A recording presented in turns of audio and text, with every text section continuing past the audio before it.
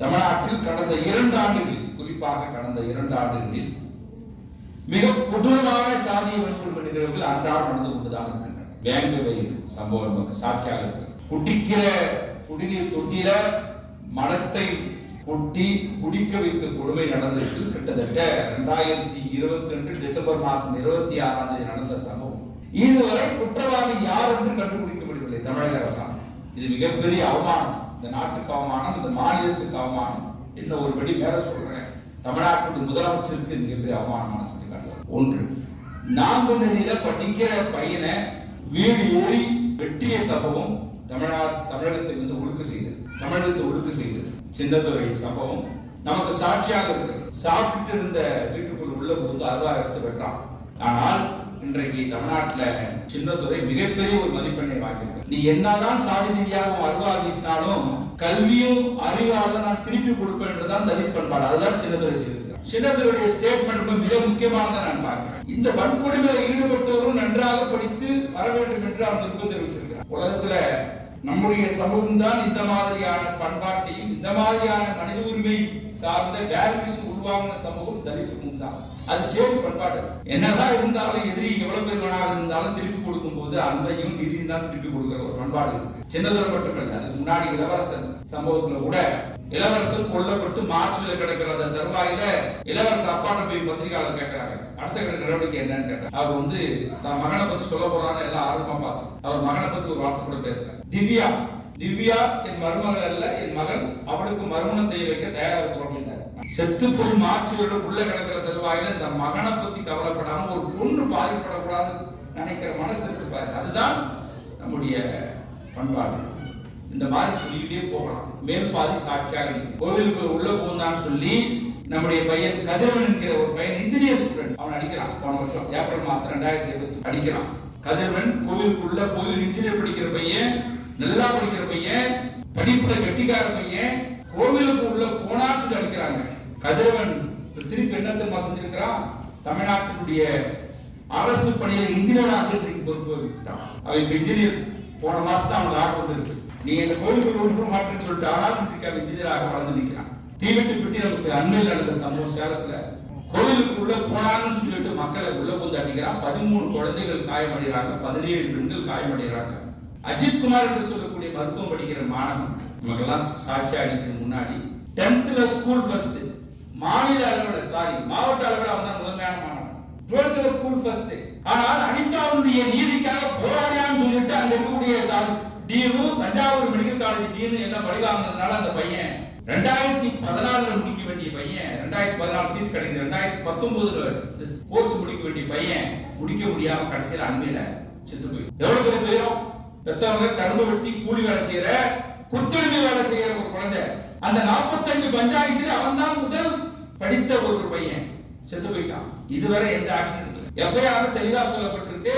என் பையனை பறையன் என்று திட்டினான். அங்க இருக்கக்கூடிய அந்த யூனிவர்சிட்டி அந்த மெடிக்கல் காலேஜுடைய வார்டன் சொன்னார்ன்றது எஃப்ஐஆர் மென்ஷன் பண்ணி இருந்தும் இதுவரை ஒரு எஃப்ஐஆர் அவன் குற்றவாளி கண்டுபிடிக்கப்படல. எஸ்சிசி கேஸ் கூட ஃபைல் பண்ணப்படல. அஜித் குமார் நம்மளோட சாட்சியா நிற்கிறான். ரோஹித் வெமரா பண்றது ஆகணும். நிர்பயாதான் கொல்லப்பட்ட போது கொந்தளிச்ச சமூகம் அஜித் குமார் மிகப்பெரிய முறையில படிச்சு போய் இன்னைக்கு சோழனை எடுத்து தமிழ்ச்சம் முன்னிருக்கா. இது சாதி சமூகமாதான் இந்த நாடு. இதெல்லாம் நம்ம முன்னாடி இருக்கக்கூடிய நிகழ்வுகள். பள்ளிக்காட்டில் இருந்து அதே மாதிரி ஆணவ கொலை, சென்னையில் ஆணவ கொலை நடக்காதுன்னா வெட்டி கொலை பண்றான். கொலை பண்றதுக்கு முன்னாடியே அங்க பாதிக்கப்பட்டு போய் சொல்றான், என்னையும் முடிச்சு வெட்டுறாங்க, காப்பாத்து முடிச்சு சொன்னேன். குற்றவாளி அழைத்து பஞ்சாயத்து போய் அனுப்பி வைக்கிறாங்க, மறுநாள் போடுறான். அந்த பொண்ணு நீங்க செத்து போயிட்டா, தற்கொலை பண்ணிட்டான். ஆனால் இதையெல்லாம் தெரிந்தும் சொரணகட்டத்தனமாக தமிழக அரசு இருக்கு என்பதுதான் நம்ம வைக்கிற மிகப்பெரிய குற்றச்சாட்டு. ஒரு ஆட்சி சரியில்லை நம்ம கையில பொறுப்பை படிச்சோம். வேக வகையில இன்னைக்கும் நம்ம போக முடியாது. 144 தடை உத்தரவு முடியாது, ஆனா போக முடியாது. அந்த மக்கள் கலிக்கமாக இருக்கிறாங்க. வேக வேகம் இன்றைக்கு தமிழ்நாட்டுடைய தனி வேட்பாளர் இருக்கிறது, தனி கிராமமாக இருக்கிறது. உள்ள நடந்து போக முடியல. இருக்கா இல்லையா? நெல்லை மாவட்டமும் தூத்துக்குடி மாவட்டமும் ஒயரக பட்டியலில் தமிழ்நாட்டுடைய முதலிடத்தில் இருக்கிறது. ஊர் வெட்டா கொலை பண்றா. புதுக்கோட்டையும் தஞ்சாவூரும் லிஸ்ட்ல பார்த்தீங்கன்னாக்க ஒவ்வொரு மாசமும் புதுக்கோட்டை தஞ்சாவூரையும் 20 வன்கொடுமை சம்பவங்கள் பதிவாகுது. எந்த நடவடிக்கை எடுக்கப்படல. கடந்த 2 ஆண்டுகள் தான் சொல்றேன். எஸ்சிசி வன்கொடுமை சம்பவங்களுடைய அதிகமான குற்றப்பத்திரிகை நீதிமன்றத்தில் தாக்கப்படாமல் இருப்பது கடந்த 2 ஆண்டுகள் தான். தமிழ்நாட்டுடைய எஸ்சிசி வன்கொடுமை சம்பவங்களை பட்டியலெடுத்து பார்த்தா 1200 1400 ஆவரேஜ். ஆனால் கடந்த 2 ஆண்டுகளில் 2000 வழக்குக்கு மேல எஸ்பிசி வழக்கு பயன்படுகிறது. கன்வென்ஷன் எவ்வளவு? அதுதான் கேள்வி. முதலமைச்சர் தலைமையில் பெரிய கமிட்டி இருக்கு, 63 பேர் கொண்ட கமிட்டி. ஆண்டுக்கு 2 முறை கூடணும், ஜனவரி மாதம் ஜூலை மாதம் கூடி தமிழ்நாட்டில் எந்தெந்த போலீஸ் ஸ்டேஷன்ல எவ்வளவு கேஸ் ஃபைல் பண்ணப்பட்டிருக்கு, எவ்வளவு கேஸ் போலீஸ் ஸ்டேஷன்ல பெண்டிங்கா இருக்கு, எவ்வளவு வழக்கு நீதிமன்றங்களில் பெண்டிங்கா இருக்கிறது, குற்றப்பத்திரிகை எவ்வளவு தாக்கல் செய்யப்பட்டிருக்கு, அக்யூஸ்ட் எவ்வளவு அரெஸ்ட் பண்ணப்பட்டிருக்காங்க, பப்ளிக் ப்ராசிக்யூட்டர் பெர்ஃபார்மன்ஸ் எப்படி இருக்கிறது, புலமைசார்ந்த அதிகாரி என்று சொல்லக்கூடிய டிஎஸ்பி பெர்ஃபார்மன்ஸ் எப்படி இருக்கிறது, காம்பன்சேஷன் முறையா கொடுத்துட்டுமா, இது எல்லாம் ரிவ்யூ பண்ற கமிட்டி தான் முதலமைச்சர் தலைமையில் இருக்கக்கூடிய கமிட்டி. இந்த கமிட்டி 63 பேர் கொண்ட கமிட்டி தமிழ்நாட்டில் இருக்கு. 25 பேர் தான் இருக்கணும். பட் 63 பேர் கொண்ட கமிட்டி இருக்கு. ஒன்னும் பலன் கிடையாது. கருத்தோட வேலையோட சொல்றேன், ஒன்னும் பலன் கிடையாது. அப்ப ஒவ்வொரு நாளும் எந்த கொடுமை நின்றபாடு இல்லை. ஒரு மாற்றாக இன்னைக்கு நம்ம எல்லாம் வாக்களிச்சிருக்கோம். பாஜக ஆர்எஸ்எஸ் உள்ள வரக்கூடாதுன்றத நம்ம வாக்களிக்கிறோம். இந்த முறை நான் ஓட்டு போட்டேன், என்ன புரோஜனம் கேட்கிறேன். நானு ஓட்டு போட்டேன், ஓட்டு போட்ட பாவத்துக்காக என் வீட்டுக்கு தண்ணீரை மறந்து காப்பியா? ஓட்டு போட்டு என் பையனை வீடியோவை வெட்டுவியா? ஆனால் ஆட்சியாளர்கள் மாறுவதாக இல்லை, அதனுடைய சிஸ்டம் அப்படிதான் இருக்கிறது. எனக்கு எப்போதுமே சிஸ்டத்துக்கு மிகப்பெரிய விமர்சனம் உண்டு. 1999 ஆண்டு ஜூலை மாசம் 23 தாமிரபரணியில 17 பேர் துப்பாக்கியால் சுட்டு படுகொலை செய்ய சம்பவம் மறக்க முடியாது. அப்போது முதலமைச்சர் கலைஞர், எதிர்கட்சி சட்டமன்றத்தில் கேள்வி கேட்கிறாங்க, துப்பாக்கி சூடு நடத்தி 17 பேர் கொல்லப்பட்டாங்க தாமிரபரணியில் இருக்கு. கலைஞர் சொல்றாரு, துப்பாக்கி சூடு நடத்தவில்லை என்றால் மிகப்பெரிய கலவரம் நடந்திருக்கும். ஆயினும் எதிர்கட்சி கேட்பதனால நான் ஜஸ்டிஸ் மோகன் தலைவர் ஒரு கமிஷன் போடுறோம் அப்படின்னாரு. அப்படியே காட்சி மாறுது. 2011 பரமக்குடி ஜெயலலிதா முதலமைச்சர், பரமக்குடியில 7 பேர் துப்பாக்கி சூடு படுகொலை பண்றான் போலீஸ். எதிர்கட்சி கேள்வி கேட்குது, என்ன நடக்குது? துப்பாக்கி. அப்ப ஜெயலலிதா சொல்றாங்க, துப்பாக்கி சூடு நடத்தவில்லை என்றால் மிகப்பெரிய கலவரம் நடந்திருக்கும்.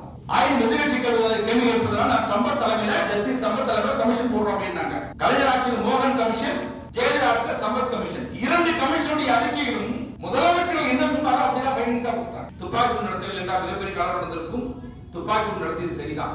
மோகன் இன்னும் ஒரு படி மேல போய் எழுதினார். அறிக்கையில் ரொம்ப கேவலமான ஸ்டேட்மெண்ட் கொடுத்திருந்தார் ஜஸ்டிஸ் மோகன். போராட்டத்தில் கலந்து கொண்டவர்கள் யாரும் தியாகிகள் அல்ல, திசைமாறி கொண்டவர்கள் இருந்தான். அந்த ஆளு நம்ம என்ன சொல்றான், நம்மள எல்லாம் உண்மைன்ற மாதிரி அந்த போர்ட்ரேட் பண்ணியிருந்தான் அந்த ரிப்போர்ட்ல. இதெல்லாம் நடந்துச்சு. ஏதோ மாறி இருப்பாங்கன்னு பார்த்தாக்க இதே கனிமொழி அவர்கள், திமுக எம்பி கனிமொழி அவர்கள் ஆட்சிக்கு வந்த உடனே இது அதிமுக ஆட்சி கிடையாது, திமுக ஆட்சி, நாங்கள் ஸ்டேட்ல ரொம்ப அதை பண்ணுவோம் இதை பண்ணுவோம். நாங்க இப்ப அந்த அம்மையார் எங்க போனாங்கன்னு தெரியல. திமுக மேல எனக்கு பர்சனல் கோபம் இல்லை. எதிர்கட்சியா இருக்கும்போது எல்லா கட்சியும் எனக்கு நண்பர்களா இருக்கிறார், ஆளுங்கட்சியா இருக்கும்போது விரோதியா இருப்பாங்க. அதான் நமக்கு இருக்கக்கூடிய சிக்கலே. போன முறை திமுக நட்பா இருந்தாங்க, இப்ப திமுக பிடிக்கிற. ஏன்னாக்கா பண்ற அட்டுழியத்தை கேட்டுதான் ஆகணும். சிஸ்டம் அப்படி இருக்கா இல்லையா? காவல்துறையில புலன் விசாரணை செய்து தண்டனையை வாங்கி கொடுக்குறாங்க. நீதிமன்றம் கேஸ் எல்லாம் முறையாக கண்காணிக்கிறாங்க. எத்தனை நிவாரணம் கொடுக்கப்படாம கிடக்கு, எவ்வளவு கொலை வழக்கு நடந்திருக்கு. இது எல்லாம் தமிழ்நாட்டினுடைய முக்கியமான சாட்சியாக. நீங்க நினைச்சு பாருங்க, அஜித்குமாருடைய பேரன் பெட்ரோல் முன்னாடி உட்கார்ந்து இருக்காங்க. நான் போனப்ப சொல்றாங்க, எங்களுக்கு கரும்பு வெட்டத்துக்காக போனோம் சார், அவன் எப்படியாவது படிச்சு மேல வந்துடுவான்னு பார்த்தோம் சார். அந்த பையன் கனவு என்னன்னா டாக்டர் ஆகி 10 ரூபாய் ஃபீஸ் வாங்கி மக்களுக்கு சேவை செய்யணும்னு நினைச்சிட்டு இருந்தான். ஆனால் சொல்றானா, நீ என்ன அனிதாவுக்கு எதிராக போராடினியா? நீயே சோத்துக்கு லாட்டடிக்கிறோம் தானே. அனிதா மட்டும் சாதில்ல, அனிதாவுக்காக போராடித்தான் ஒரு 2 பேர் அவன் மெடிக்கல் காலேஜ் ஸ்டூடெண்ட். சாதி எவ்வளவு ஒரு கொடூரமான ஒரு நச்சாக இந்த நாட்டில் 2 சிஸ்டம் தான். ஒன்று ஆதிக்க சாதிக்காரன் காஸ்ட், இன்னொன்று ஸ்டேட் மெக்கானிசம், அரசு இயந்திரங்கள். இந்த 2 பேரும் சேர்ந்து நம்ம மேல நடத்துற தாக்குதல் இருக்கு பாருங்க. சொல்ல மாட்டேன், தீவெட்டிப்பட்டியில ஒண்ணுமே நடக்கல, உள்ள பூந்து அடிக்கிறான் போலீஸ், உள்ள பூந்து அடிக்கிறான். நான் விடுதலை சிறுத்தை கட்சியை சேர்ந்த தெய்வமான ஒரு மாவட்ட செயலர் ரொம்ப பாராட்டு. கலவரம் நடக்கும் போது நேரா போய் உள்ள பூந்து 2 கையை அடிச்சு வேனை தடுத்து நிறுத்துங்களான்னு இருக்காங்க. அதுக்கப்புறம் போலீஸ் அமைதியா இருக்காங்க. உண்மையாலுமே அந்த பெண்மணி பாராட்டலாம். தெய்வானையா இந்த அம்மையார் பாராட்டுறேன். ஆம்பளைங்களை விட நான் தொடர்ந்து பதிவு பண்றேன். தலித் பெண்கள் தான் இந்த நாட்டின் பேர் மகளிர், அது எந்த விதத்திலும் மறுக்க முடியாது. போய் நிறுத்துறா, எங்க எப்படி நடக்க முடியுமா? போய் 2 கையை வச்சு வேலை பிடிச்சி நிறுத்துறா, எப்படிலாம் உள்ள வந்து அடிக்கலாம். அந்த தைரியம் ரொம்ப ரொம்ப விரைந்து பார்த்தேன். இந்த தெய்வானை மட்டும் இல்லாட்டா எனக்கு ஒன்று பாடுறாங்க நம்ம இருக்கிற மாதிரி. வேங்கவேல் இதுல 3 முறை 5 முறை சுற்றுலா ஹைகோர்ட் போயிருப்பாங்க. டிஎன்ஏ டெஸ்ட் எடுக்கிறாங்க. உலகத்திலேயே மலம் யார் போட்டாலும் இருப்பானா, யார் போட்டாங்கன்னு பாப்பாங்களா, யாருடைய மலம் பாப்பாங்களா? நான் சொன்னேன், இந்த டிஎன்ஏ ஒரு பல இந்த டிஎன்ஏ எடுத்த விதம் ரொம்ப கொடுமை. மலத்தை ஒரு கவர்ல போட்டு குப்பையில போட்டு போயிட்டாங்க திருச்சூர்ல. 4 நாள் கழிச்சு அந்த மலம் எங்க தேடி வந்து ஒரு போலீஸ் புலனாய்வு படை வந்து அந்த மலத்தை தேடி ரோட்ல போகுது. குப்பையில கிடக்கிற மலத்தை இருக்குது. 4 நாள் கழிச்சு ஒரு கவர்ல ஒட்டிட்டு இருக்கு சின்னதா. இந்த மலம் தான் அந்த மலம் சொல்லி அதுக்கப்புறம் டெஸ்ட் பண்றாங்க. இந்த பாதிக்கப்பட்ட மக்களுக்கு DNA test. DNA test act என்ன சொல்லுது? ரிமாண்ட் பர்சன் அக்யூஸ்ட் இவங்க தான் டிஎன்ஏ பண்ணணும்னு இருக்கு. 2022 பாஜக அரசாங்கம் டிஎன்ஏ சின்ன ஒரு சேஞ்சஸ் கொண்டு வராங்க டிஎன்ஏ அந்த ஆக்ட்ல. அது என்ன சொல்றாங்கன்னா போலீஸ் யாரெல்லாம் சந்தேகப்படுறாங்களோ அவங்க டிஎன்ஏ எடுக்கலாம்னு இருக்கு. இது மனித உரிமைகளுக்கு எதிரானது வழக்க பதிவு பண்ணிருக்காங்க திமுக. அதான் உண்மை. இது ஹியூமன் ரைட்ஸ் வயலேஷன். இந்த மாதிரி போலீஸ் அதிக உரிமை கொடுக்கூடாதுன்னு சொல்லி என்ன இளங்கோவனை வச்சுதான் மூத்த வழக்கறிஞர் அவங்க கட்சியை சேர்ந்த என்ன இளங்கோவனை கேஸை ஃபைல் பண்றாரு. அங்க ஃபைல் பண்ணிட்டு அதே தப்ப இந்த ஸ்டேட்ல பண்ணுது. இது எவ்வளவு பெரிய முரண்பாடு. இதெல்லாம் நமக்கு சாட்சியாக இருக்கிறது. இந்த பொது விசாரணை என்பது இது ஒரு இன்னைக்கு 20-30 பேர் இருக்காங்கன்னா 20 பேர் இன்னைக்கு சாட்சி அளிப்பாங்க. இது ஒரு மாறு. இந்த பொது விசாரணைக்கு சென்னையில இருந்து வந்திருக்கிறாங்க, திருநெல்வேலியில இருந்து வந்திருக்கிறாங்க, கோவையில இருந்து வந்திருக்கிறாங்க, தஞ்சாவூர்ல இருந்து வந்திருக்கிறாங்க, கடலூர் விழுப்புரத்துல இருந்து தான் வந்திருக்காங்க, சேலத்தூர் பகுதியில இருந்து தான் வந்தாங்க. அனைத்து முக்கியமான மாவட்டங்கள்ல இருந்து இந்த பொது விசாரணைக்கு வந்திருக்கிறாங்க. இது வந்து நமக்கு இருக்கக்கூடிய தமிழ் சமூகத்தோட மிக முக்கியமான ஒரு மாடலா இந்த வழக்கை நடத்தும். இதெல்லாம் ரொம்ப முக்கிய சாதி வன்கொடுமை நிகழ்வுகளாக இருக்கும். அதையெல்லாம் தொகுத்துதான் இந்த பொது விசாரணை சொல்ல வராங்க. இந்த பொது விசாரணை இதனால ஒரு மாற்றம் இருக்குமா அப்படின்றதுதான் நிறைய பேர் கேள்வி இருக்கலாம். இந்த பொது விசாரணை நடத்துவதோட நோக்கமே என்ன அப்படின்னா இது ஒரு லீகல் கிளினிக் மெத்தட். ஆக்சுவலி இது இந்த பாதிக்கப்பட்ட மக்களை பேச வைக்கிறது. 2 நிலையில பேசுவாங்க. ஒன்று தங்களுக்கு நடந்த சாதிய வன்கொடுமை நிகழ்வுகளை பகிர்ந்து கொள்வாங்க. அதை ஒட்டி அரசாங்க தலையீடுகள் என்னென்னலாம் இருந்துச்சு அப்படின்ற அந்த இடைவெளியும் இங்கே பகிர்ந்து கொள்வாங்க. 2 லெவல்ல அவங்க இங்கே பகிர்ந்து கொள்வாங்க. ஒன்று நம்முடைய நடுவர்கள் அதுல ஏதாவது அவங்க கருத்து சொல்லுவாங்க, ஆலோசனை சொல்லுவாங்க, சில சந்தேகம் இருந்தா கேட்பாங்க. இதையெல்லாம் நம்ம கண்டுபிடிக்கலாம். இதுல வருகின்ற இடைவெளியை கண்டுபிடிச்சு நம்முடைய லீகல் சிஸ்டத்தை ஸ்ட்ரென்தன் பண்ணுவதற்கான ஒரு முயற்சி, ஒரு பாலிசி லெவல் சேஞ்சஸ் கிரியேட் பண்ண முடியுமா? நம்ம சிஸ்டத்துக்குள்ள சின்ன சின்ன மாற்றங்களை பலப்படுத்த முடியுமா, ஏற்படுத்த முடியுமா? அதுதான் இந்த நோக்கம். இந்த பொது விசாரணை நாளைக்கு எல்லாம் மாறுதான் சொல்ல வரலாம். லீகல் சிஸ்டம் இன்னைக்கு ரொம்ப தட்டையாக, இறுக்கமாக, மொத்தமாக இருக்கு. அம்பேத்கர் ரொம்ப திருக்குறளோட அழகா சொல்லுவார். சட்டம் தன் அளவில் தான் இருக்கும், அதை திறன்பட பயன்படுத்த தான் எஃபெக்டிவான மெக்கானிசமா மாறும். அம்பேத்கர் ரொம்ப தெளிவா சொல்லுவார். சோ அதை நம்ம எந்த அளவுக்கு அதை யூஸ் பண்றோமோ அதனாலதான் அது வந்து ஒரு கடுமையான ஒரு கருவியாக மாறும். அதன் அடிப்படையில் தான் இந்த பொது விசாரணை இங்கே ஏற்பாடு செய்யப்பட்டிருக்கு. ஏன்னா இந்த மாதிரியான பொது விசாரணை நுணுக்கமான ஃபைண்டிங்ஸ் கொண்டு வர முடியும். எங்களுக்கு என்ன சொல்லிட்டு இருந்தாங்க ஸ்டேட், நாங்க வந்து ஏன்னா கன்வென்ஷன் கம்மியா கிடைக்குது அப்படின்னு கேள்வி எப்படின்னா எங்களுக்கு வேலை பொருள் அதிகம் அப்படின்னாங்க ஒரு இடத்துல. சரி 1200 1500 வழக்கு மொத்தம் தமிழ்நாட்டுடைய டிஎஸ்பி விசாரணை அதிகாரி டிஎஸ்பி ஏசி எவ்வளவு பேர் இருக்காங்க? 400 பேர் இருக்காங்க. அப்போ ஒரு வருஷத்துக்கு 3 வழக்கு 4 வழக்கு தான் அவங்க விசாரணை பண்ண போறாங்க. இந்த 3-4 வழக்கிலையும் முன்னாள் தண்டனை கொடுக்க முடியல அப்படின்னா அப்ப குவாலிட்டியான இன்வெஸ்டிகேஷன் இல்ல, சைக்காலஜி இன்வெஸ்டிகேஷன் இல்ல, சயின்டிபிக் இன்வெஸ்டிகேஷன் இல்ல, லீகல் இன்வெஸ்டிகேஷன் கிடையாது.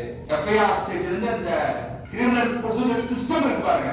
எஃப்ஐஆர் ஸ்டேஜ் பண்றது, அதுக்கப்புறம் இன்வெஸ்டிகேஷன் பண்றது, அதுக்கப்புறம் சார்ஜ் ஷீட் ரெடி பண்றது, இமிடியேட்டா ரிலீஃப் ரிஹாபிலிட்டேஷன் கொடுக்கிறது, ப்ரொடெக்ஷன் கொடுக்கிறது, காம்பன்சேஷன் கொடுக்கிறது, அவரை அக்யூஸ்ட் அரெஸ்ட் பண்றது, அதுக்கப்புறம் ட்ரையல் நடத்துறது, ட்ரையல் என்னென்ன டாக்குமெண்ட்ஸ் கலெக்ட் பண்றது. இந்த சிஸ்டம் எவ்வளவு ஃபெயிலியர் இருக்கு. ஒரு போலீஸ் அதிகாரியும் போலீஸ் அட்மினிஸ்ட்ரேஷன் மெடிக்கல் ஜுடிஷியல் 4 துறையும் இணைந்து கண்காணிக்கக்கூடிய கிரிமினல் ஜஸ்டிஸ் கமிஷன் தமிழ்நாட்டில் நேஷனல் போலீஸ் கமிஷன் 20 வருஷமா சொல்லுது. எல்லா ஸ்டேட்டும் சொல்றாங்க 4 துறையும் இடைவெளியா இருக்கு. போலீஸ் நடத்துறது ஜுடிஷியரி தெரியுமாட்டு, ஜுடிஷியரி பண்றது மெடிக்கல் டிபார்ட்மெண்ட் தெரியுமாட்டு, மெடிக்கல் டிபார்ட்மெண்ட் செய்யறது அட்மினிஸ்ட்ரேஷன் தெரியுமாட்டு, 4 துறையும் இணைந்து செஞ்சாதான் அது வந்து ஒரு ஸ்ட்ரென்த் பண்ண முடியுறாங்க. இன்னொரு பக்கமும் நான் ரியலைஸ் பண்றேன், ஒரு இன்வெஸ்டிகேஷன் பண்ணுவதற்கு ஒரு ஆளுக்கு திறமை இன்டர்நேஷனல் மெக்கானிசம் சொல்லுது 15 வழக்கு பண்ண முடியாது. 15 வழக்கு தான் அவருடைய திறமை. ஒரு புலன் விசாரணை வருஷத்துக்கு 15 கேஸ் தான் பண்ண முடியும். ஏன்னாக்க ஒரு புலன் விசாரணை என்பது பாதிக்கப்பட்டவன், எதிர்த்தரப்பு, சாட்சிகள், சம்பவ இடங்கள், ஆதாரங்கள், மெடிக்கல் எவிடன்ஸ், டிஜிட்டல் எவிடன்ஸ், அதுக்கப்புறம் என்னென்ன கோர்ட் ப்ரொசீஜர் இதெல்லாம் பார்க்கணும். சாதாரணமான கிடையாது புலன் விசாரணை செய்வது. அப்ப ஒரு புலன் விசாரணை அதிகாரிக்கு 15 வழக்கு தான் எடுத்து பண்ண முடியும்னு நாம்ஸ் இன்டர்நேஷனல் லெவல்ல நாம்ஸ் இருக்கு. ஆனால் தமிழ்நாட்டில் போலீஸ்காரர் 30 பேர் இருக்கலாம். அவர் புலன் விசாரணை ஸ்டாண்டர்ட் பண்ணுவோம். அப்ப புலன் விசாரணை அதிகாரிகள் ஸ்ட்ரென்தன் பண்ணுங்க, கூடுதலா கொடுங்க, கத்து கொடுங்க, பயிற்சி கொடுங்க, இதெல்லாம் இருக்கு. இது எதுவுமே இங்க நடக்கப்படல. அந்த மாதிரியான கேள்விகளுக்கு பதில் தருகிற இடமாக தான் இது இருக்கும். அதே மாதிரிதான் மெடிக்கல் என்னன்னா எத்தனை டாக்குமெண்ட்ஸ் எம்எல்சில இருந்து உள்ள போய் அங்க மெடிக்கல் ஃபெயில் பண்ணாலும் சரி, அங்க என்ட்ரி ஆனாலும் சரி, மெடிக்கல் எக்ஸாமினேஷன் ஆனாலும் சரி, இது மத்ததோட ஜாயின் பண்ற மாதிரி கனெக்ட் பண்ற திறமை இங்க சிஸ்டத்துல இல்ல. அதான் மறுபடியும் சொல்றோம், இங்க சிஸ்டம் ரொம்ப வீக்காக இருக்கு. ஈவன் நீங்க எத்தனை ஜுடிஷியரியே பல நீதிபதிகள் வேற தப்பான கொடுத்துட்டு இருக்காங்க. நம்ம பார்க்கிறோம். லா ஒன்று சொல்லுது, இவங்க ஒன்று கொடுக்குறாங்க. எஸ்சி ஆக்ட் தரமான படிக்கிறது இல்லையா, நிறைய இதுல அந்த கிரிட்டிக் இருக்கு. இதெல்லாம் சொல்ல முடியாது. அப்படி பார்த்தாக்க உங்களுக்கு எல்லாம் தெரியும், நம்ம கௌசல்யா வழக்குடைய முக்கிய குற்றவாளி A1 ஹைகோர்ட் விடுதலை இதெல்லாம் நடந்திருக்கு. சோ இந்த அதுக்கான இடைத்தேர்ந்த இடமாக தான் இதை நம்ம பார்க்கிறோம். இந்த பொது விசாரணை கண்டிப்பாக நம்ம எல்லாரும் சேர்ந்து எடுக்கக்கூடிய ஒரு இனிஷியேட்டிவ். இதில் விளையக்கூடிய சின்ன சின்ன மாற்றங்கள் நம்ம எல்லோருக்கும் சுத்தமானது. இது பாதிக்கப்பட்டவர்கள், ஒரு அமைப்பு, வழக்கறிஞர்கள், அரசு, வெவ்வேறு ஸ்டேக் ஹோல்டர்ஸ் இருக்காங்க. இதெல்லாம் ஜாயிண்டாக இணைந்துதான் ஒரு சிஸ்டத்தை நம்ம ஒரு எஃபெக்டிவா மாற்ற முடியும் நம்பிக்கையில இங்க ஒருங்கிணைச்சிருக்கிறோம். வருகின்ற அனைவருக்கு நான் மறுபடியும் நன்றி தெரிவித்துக் கொள்கிறேன். வாய்ப்புக்கு நன்றி, வணக்கம். உன் சாஸ்திரத்தோட உன் முன்னோரை விட, உன் வெங்காயம் வடக்கு மாற்ற விட உன் அறிவு பெருசு, அதை சிந்தி.